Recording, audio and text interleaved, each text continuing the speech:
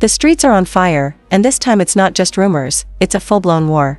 Claressa Shields has dropped a bombshell that's shaking the hip-hop world to its core. According to her, what went down with Papoose wasn't just a fight. It was a calculated setup to take him out. She's pointing fingers at none other than Remy Ma and her rumored flame, Eazy, and the receipts are beyond explosive. We're talking about hospital visits, secret messages, betrayal, and a twisted game of loyalty gone wrong. As Claressa breaks her silence, fans are torn between shock and rage. Was Papoose really the target of an inside attack? Did Remy Ma cross a line that can't be uncrossed? And why is no one talking about the real motive behind this ICU nightmare? Buckle up, this isn't just drama. It's a war, and someone's about to lose. Big.it started as whispers, then it became murmurs, and now it's a full-blown explosion. But before the world found itself watching Claressa Shields call out Remy Ma and Eazy for allegedly plotting against Papoose, there was a time, not too long ago, when all seemed quiet in the world of hip-hop royalty. Papoose and Remy Ma had always been that couple in the spotlight that people rooted for. She held it down during her prison stint, and when she got out, he stood by her side as she reignited her career. The love looked real, the bond looked unshakable. Fans posted their photos as #goals, praising their loyalty and ride-or-die energy. But as always with public love stories, not everything glittered. Behind the smiles and coordinated red carpet appearances, there were cracks.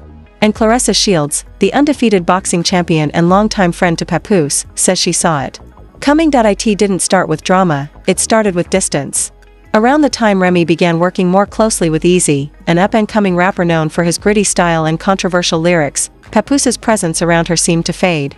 While Remy and Eazy were spotted in the studio, on stages, and even at industry mixers together, Papoose was noticeably absent. At first, fans thought it was strategic. Maybe Papoose was just focusing on his own lane, or staying out of the spotlight. But insiders whispered that something wasn't right. And then, rumors started to bubble, quiet ones at first, about Remy and Eazy being a little too close for comfort. Social media caught fire when a blurry video emerged of Remy and Eazy entering a hotel lobby late at night. It could have been innocent, but the internet doesn't do innocent, not when it smells scandalous. Fans were divided. Some said it was clickbait. Others believed it was proof of something deeper. Through it all, Papoose stayed silent. Then came the turning point, a hospital photo posted, quickly deleted, showing Papoose in an ICU bed, eyes shut, tubes in his nose, bandages around his ribs. No caption. No context. Just panic. Within hours, Claressa Shields, Papoose's close friend and longtime protector, went live on Instagram. Her tone was cold, and her words were loaded. I'm done being quiet. What happened to Papoose wasn't random. He didn't fall. He didn't get jumped by strangers. Y'all wanna know the truth? He was set up. And I know who was behind it. The live only lasted 5 minutes, but it was enough to send shockwaves. Claressa claimed Papoose had been lured to a location under the guise of a surprise meeting about a collaboration, only to be ambushed by masked assailants. She didn't name names right away, but she didn't have to. Everyone knew who she was pointing at, Remy Ma and Eazy. The backlash was instant. Remy's Instagram was flooded with snake emojis. Eazy posted a cryptic tweet that read, "Y'all love a good fairy tale. I live in reality." He followed it with a selfie, throwing up a peace sign, as if mocking the situation, but Claressa wasn't backing down. In a follow-up interview with a popular podcast, she said, "I don't care about your fan bases or your PR teams. That man was set up, and the people closest to him need to answer some questions. Period." According to Claressa, Papoose had confided in her weeks before the attack, telling her he felt unsafe and that something felt off with how Remy and Eazy were moving. He'd allegedly told her he received anonymous texts warning him to watch his back. He even reportedly hired private security, but that night, his guard had been called off hours before the incident. The public went into full investigation mode. Twitter threads dissected everything, from Remy's recent lyrics to Eazy's facial expressions during interviews. Old clips of Papoose saying, "I trust nobody but my wife," resurfaced and are now being used against him. A rumor began that the attack wasn't just about betrayal, it was about money. According to an unnamed source, Papoose had access to a significant investment fund tied to a new label venture. The fund, allegedly, was being eyed by outside parties, and when Papoose refused to sign off on some questionable deals, tensions grew. That's when, Claressa suggests, the friendly relationships around him began to twist. Remy, meanwhile, remained largely silent, which only fueled suspicion. When she finally posted, it was a photo of her and her daughter with the caption, "Peace over everything." No mention of Papoose. No mention of the incident. Just silence. Eazy, for his part, leaned into the villain role. He started posting laughing emojis, flexing with new jewelry, and even previewed a new diss track titled No Witnesses. In one line, he rapped, "If loyalty's a trap, then I'm breaking free / don't look for the real me when you play with me." The internet was now fully polarized. Some believed Claressa, applauding her for stepping up when everyone else went quiet. Others said she was clout chasing, making assumptions without proof. Still, most agreed on one thing: something didn't add up. The timeline, the missing details, the sudden ICU visit, it all felt too scripted for real life, yet too raw for reality TV. Papoose, meanwhile, remained out of sight. His team issued only one statement: "Mr. Mackey is currently recovering from injuries sustained in a private incident. We ask for privacy and healing." But behind the scenes, sources claimed he was deeply shaken, both physically and emotionally. One source said, "He doesn't know who to trust anymore. He's replaying everything, every conversation, every moment, every decision." By the time the first week passed, it wasn't just a scandal, it was a full-blown unraveling of everything people thought they knew about one of hip-hop's most respected couples. Friendships were split. Allegiances were tested. And as Claressa doubled down on her claims, even promising to release more evidence in the coming days, one question remained: was this a misunderstanding gone too far, or a setup straight out of a betrayal movie? Because in this world, when loyalty turns lethal and love gets laced with lies, no one comes out clean, and the truth? It was only just beginning to surface. As the world watched in stunned silence, Claressa Shields made good on her promise to reveal more. The public had barely begun to absorb the gravity of her initial accusations when she returned to Instagram Live with a folder, literally, and a fire in her voice that was impossible to ignore. This time, she wasn't just talking about feelings. She was giving proof. "Let's stop pretending," she said, staring dead into the camera. "You want receipts? I got them." She pulled out a stack of printed text messages, blurred names, yes, but the timestamps, the tone, the content? Damning. The messages, she claimed, were between Papoose and a mutual friend who was growing increasingly suspicious of Remy Ma and Eazy's late-night meetings and cryptic phone calls. In one message, Papoose allegedly wrote, "They keep asking me to co-sign this label. Eazy acting like it's already done. Remy won't answer straight. Something off." Another message read, "If anything happens to me, watch them too. That's all I'm saying." Fans froze. Theories that were once labeled conspiracy suddenly sounded prophetic. Claressa continued, stating that Papoose was planning to confront both Remy and Eazy at a scheduled dinner meeting just days before the ICU incident, a dinner that was mysteriously cancelled at the last minute. According to Claressa, he never got to say what he needed to say, because they made sure he couldn't. Her most shocking claim? That Papoose had recorded a voice note for her a week prior to the attack, just in case something happened. She didn't play it live, but she read parts of the transcript. "If this goes left, you know who to watch. I trusted her for too long, and I ignored too much. Don't let them flip the script when I'm gone." The internet went nuclear. Claressa's name trended for 48 hours straight. Celebs chimed in. Even rival artists who had nothing to do with the situation reposted snippets of the live, captioning it with things like, "Stay safe out here," and "Industry ain't what it seems." Suddenly, the public wasn't just invested, they were obsessed. Everyone wanted to know what Remy and Eazy's next move would be. Remy, who had remained eerily silent through most of this, finally posted something that shook the room, a black screen with a single line of text: "Everything in the dark comes to light." That was it. No denial. No clarification. Just a cryptic sentence that sparked even more questions than answers. Eazy, on the other hand, kept doubling down. He posted a reel of himself in the studio rapping, "Snakes shed tears when they get exposed / I played chess while they played roles." He ended the clip laughing into the camera, saying, "Ain't no case if there's nobody." It was bold, reckless, and for many, a clear sign he wasn't worried. Or maybe he was taunting. Either way, it was gasoline on an already raging fire. The blogs had a field day. New headlines flooded the timeline by the hour. Claressa showed a handwritten letter Papoose had penned while recovering in the hospital. The writing was shaky. The ink smudged.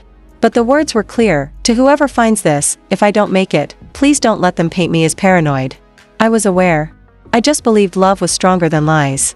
Tears. Everywhere. Fans, even the most skeptical ones, were stunned into silence.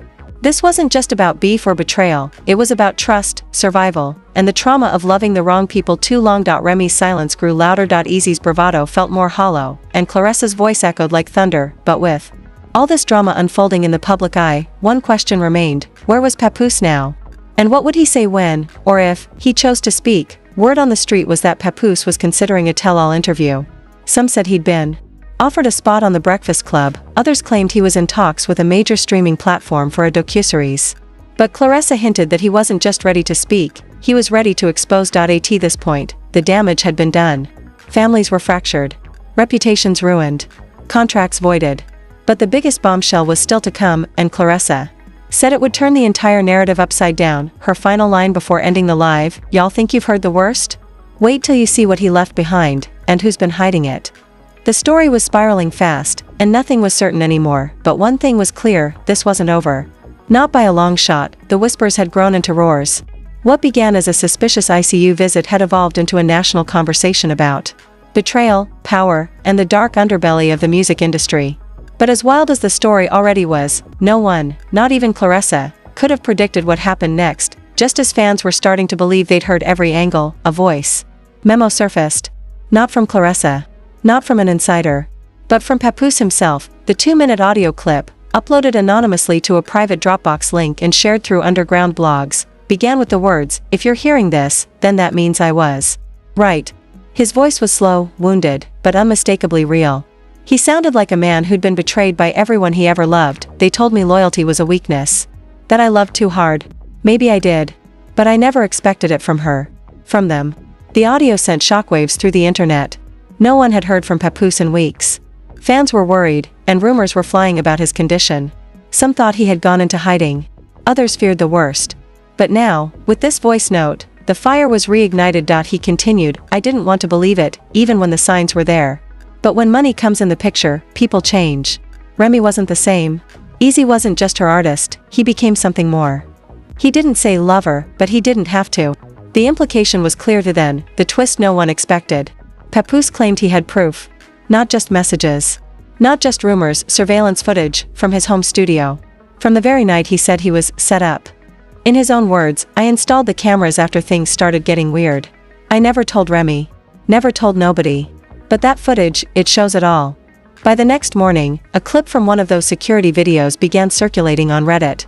Though grainy, the video showed a man matching Eazy's build entering the side door of Papoose's studio late at night, without permission. Moments later, another shadow appeared, the outline of a woman wearing a hoodie. Users swore it was Remy.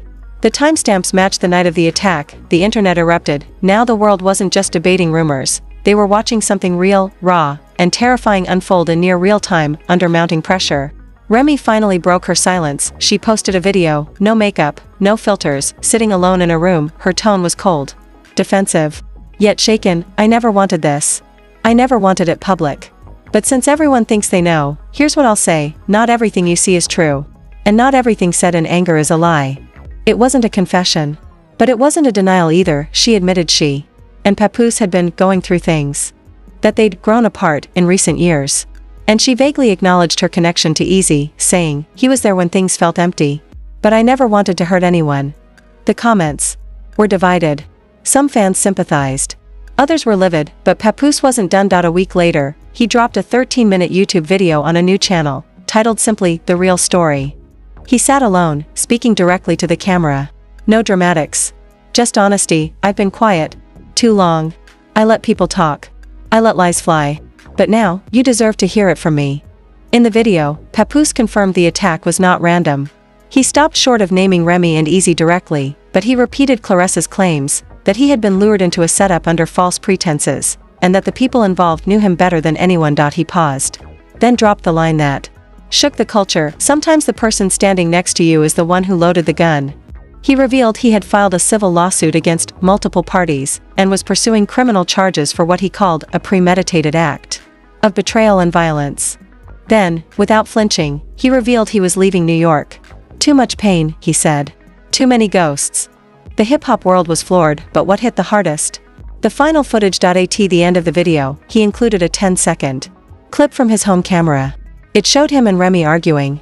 No sound, but the energy was hostile. She shoved him. He turned away. And then, she let someone in through the back door. It was easy. That was all fans needed. The hashtags changed. From hashtag justice for Papoose to hashtag cancel Remy and hashtag expose Eazy. Claressa took to Twitter and simply wrote, "Told y'all." Eazy, finally, realizing the tide had turned, deactivated his Instagram. Remy pulled out of 2 tour dates, and VH1 quietly took down all future promo for Remy's docuseries. but in the midst of it all, Claressa became a hero. She didn't do it for fame. She did it because she refused to let her friend suffer in silence. In her final interview on The Shade Room, she summed it up perfectly. They almost ended him. But guess what? He's still standing. And now, the mask is off. The story was more than betrayal. It was about the power of truth, and the cost of ignoring red flags for too long. Papoose didn't just survive the attack. He exposed it, and in doing so, he reminded everyone, not every hero wears gold chains. Some just tell the truth, even when it hurts. This story is more than a headline, it's a wake-up call. In a world where betrayal hides behind every like and loyalty is traded for clout, the truth still matters. Papoose's journey from trust to trauma, and Claressa's brave decision to stand beside him, shows us all what real friendship looks like, even when it comes with risks. If this story shook you, don't let it just fade away with the next scandal. Speak up. Share it. Let others know that silence is never protection when lies are loud. Because for every Papoose, there are countless others being betrayed behind closed doors, in relationships, in business, and in life. What can you do? Subscribe to stay updated on the untold truths behind the industry. Comment with your thoughts. Do you think Remy and Eazy crossed the line? Share this with someone who believes in truth, healing, and real loyalty. Remember, fame fades, but character is forever. Let's reward those who speak up, and hold accountable those who hide behind fame. Tap in. Stay woke. The truth is just getting started.